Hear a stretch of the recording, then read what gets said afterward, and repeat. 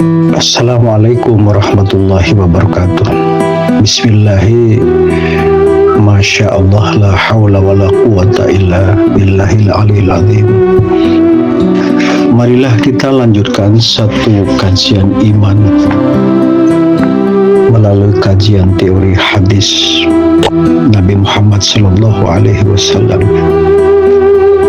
Ini merupakan kajian lebih lanjut. Sebelumnya telah kita bahas kajian iman dengan pendekatan ayat-ayat Al-Quran. Yakin terhadap firman Allah yang menyatakan Allah dekat. Aku beriman kepadamu ya Allah. Aku yakin Engkau Tuhan kami. Demikian pula apa yang disampaikan oleh junjungan besar Nabi Muhammad Sallallahu Alaihi Wasallam. Ya Allah, yakinkan kami ya Allah, apa yang disampaikan oleh Nabi-Mu, kekasih-Mu Nabi Muhammad itu benar. Aku yakin kebenaran itu berangkat dari yang maha benar.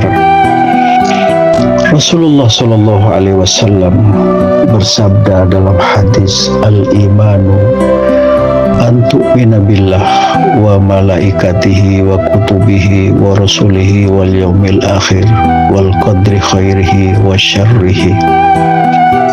Al-imanu an tu'mina billah wa malaikatihi wa kutubihi wa rusulihi wal yaumil akhir wal qadri khairihi wa syarrihi.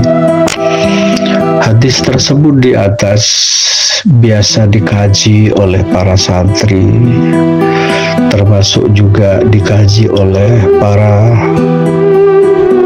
siswa yang belajar pada pendidikan PAUD yang biasanya disebut dengan rukun iman. Mari kaji terlebih lanjut. Al-imanu an tu'mina billah. Yang dimaksud iman di sini, yang pertama iman kepada Allah, an tu'mina billah wa malaikatihi wa kutubihi, iman kepada para malaikat dan iman pula kepada kitab Allah berupa Al-Quran. Wa rusulihi, iman pula terhadap utusan Allah. Wal qadri khairihi wa syarrihi, dan iman pula terhadap hari akhir, hari kiamat, dan meyakini pula iman meyakini kepada takdir buruk Allah yang menentukan. Al-imanu an tu'mina billah wa malaikatihi wa kutubihi wa rasulihi wal yaumil akhir wal qadri khairihi wa syarrihi. Semua yang disampaikan dalam sebuah hadis tadi itu lebih memberikan rinci apa yang harus kita imani, apa yang harus kita yakini, apa yang harus kita kaji yang berkaitan dengan keimanan. Maka junjungan besar Nabi Muhammad Sallallahu Alaihi Wasallam telah memberikan satu pengertian redaksi hadis yang lebih rinci apa yang harus kita imani kepada Allah Subhanahu wa Ta'ala. Yang pertama, iman kepada Allah. Iman amantu billah, iman kepada Allah, antu'mina billah wa malaikatihi wa kutubihi wa rusulihi wal yaumil akhir wal qadri khairihi wa syarrihi. Dalam kalimat terakhir, semua yang namanya manusia dengan kemampuan rendah, kemampuan menengah, bahkan berpikir tinggi yang berupa sangat cerdas, atau mungkin pula berhadapan dengan seorang anak muda yang pinternya luar biasa, tidak akan pernah tahu tentang takdir Allah.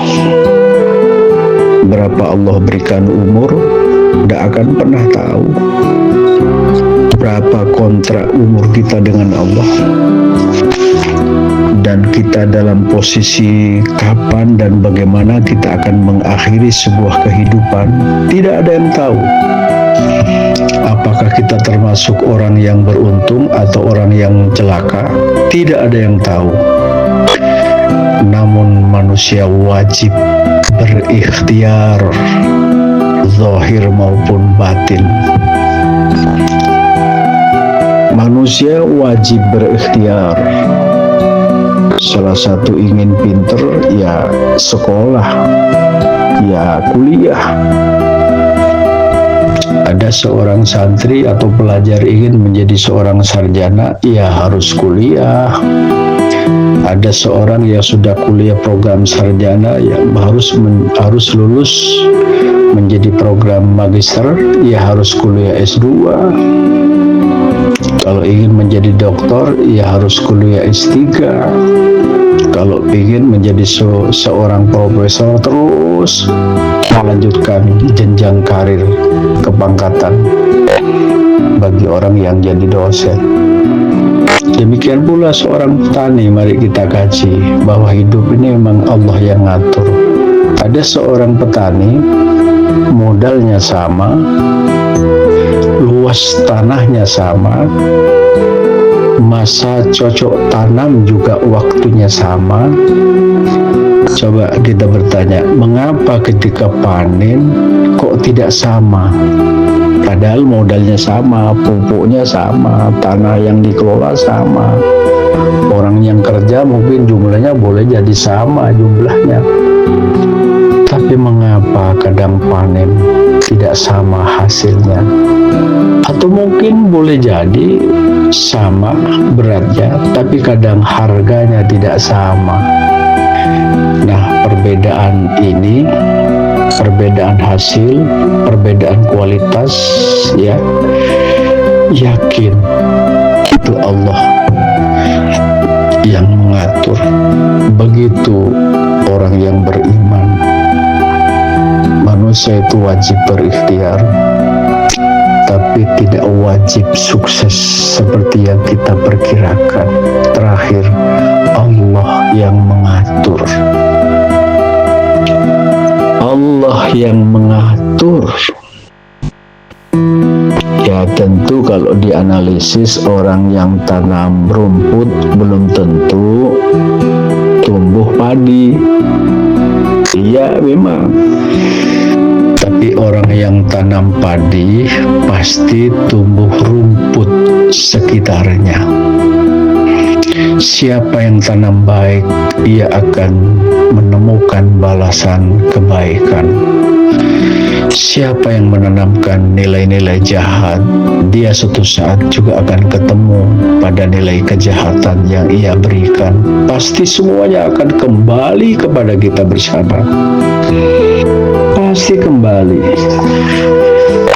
Rasulullah sallallahu alaihi wasallam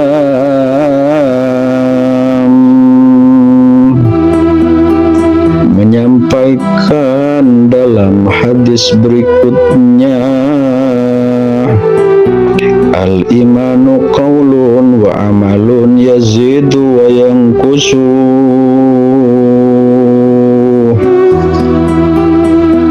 Iman adalah perkataan dan amalan, kata dan perbuatan,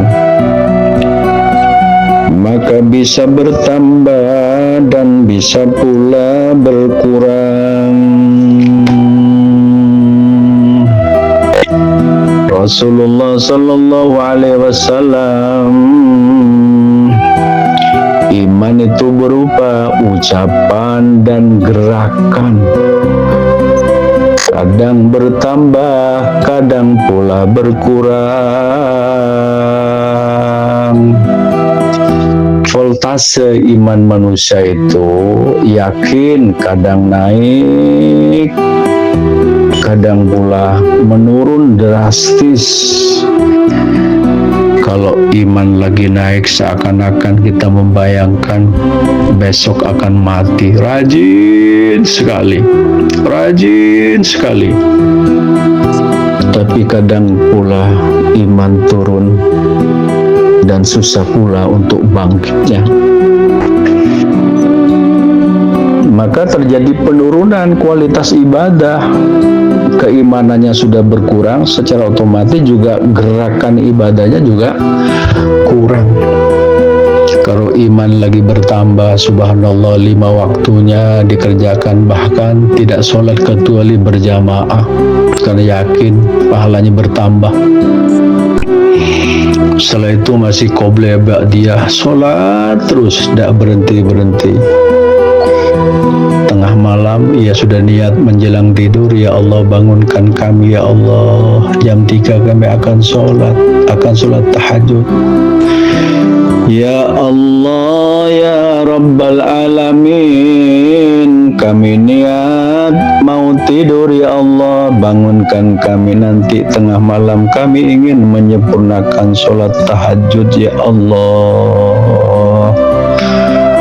Manusia yang lain tidur nyenyak, kami bangun, ya Allah ingin bermunajat kepadamu, ya Allah.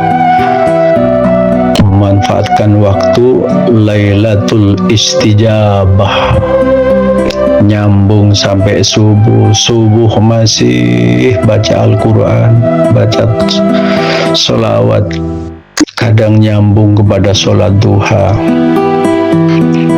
Ikuti apa yang dilakukan oleh Rasulullah, para ulama auliyaillah, melakukan penyempurnaan ibadah, ketika itu naik. Tapi kita harus bisa mempertahankan prestasi iman itu, karena kalau prestasi iman pasti terkait dengan prestasi ibadah. Beda antara prestasi iman dengan prestasi ibadah dengan prestasi ilmiah. Kalau ilmiah itu berapa, lulusan pendidikan apa, predikatnya apa, berapa penghargaan. Tapi kalau ibadah, yang wajib dilakukan apa tidak, yang sunat dilakukan apa tidak, begitu seterusnya. Maka iman itu yang kita tahu ya kita.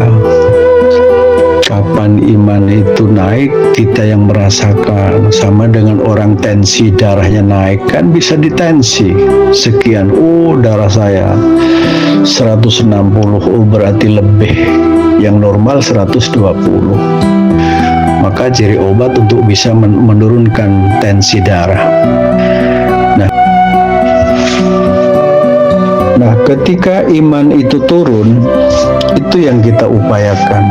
Sadar, kenapa sih aku males sekali sholat ya? Rasa males itu tantangan diri kita semua, dan semua pasti ada seperti itu. Maka terus menerus mensucikan diri, berzikir kepada Allah Subhanahu wa Ta'ala. Ya Allah, keluarkan sifat malas kami, ya Allah. Kembali lagi untuk terus bangkit, ibadah yang lebih banyak lagi kepada Allah Subhanahu wa Ta'ala.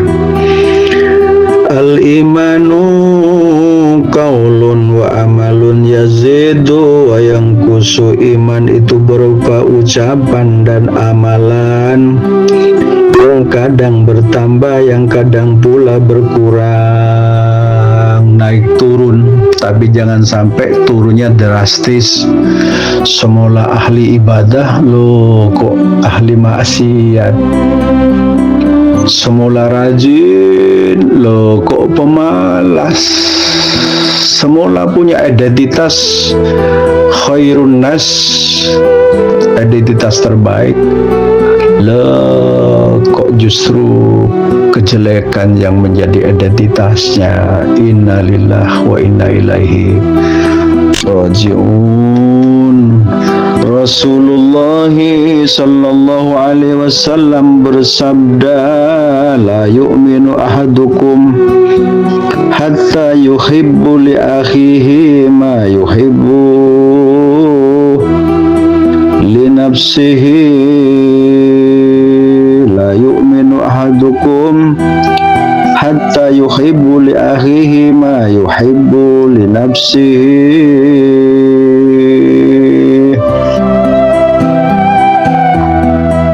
Rasulullah sallallahu alaihi wasallam bersabda, tidaklah seorang dari kalian sempurna imannya, tidaklah seseorang dari kalian semua sempurna imannya, tidaklah seorang kalian semuanya sempurna imannya sampai ia mencintai untuk saudaranya sesuatu yang ia cintai untuk dirinya. Mencintai diri sendiri iya, tetapi juga mencintai orang lain. Memuliakan dirinya sendiri ya tentu juga harus memuliakan orang lain. Itu bagian daripada iman.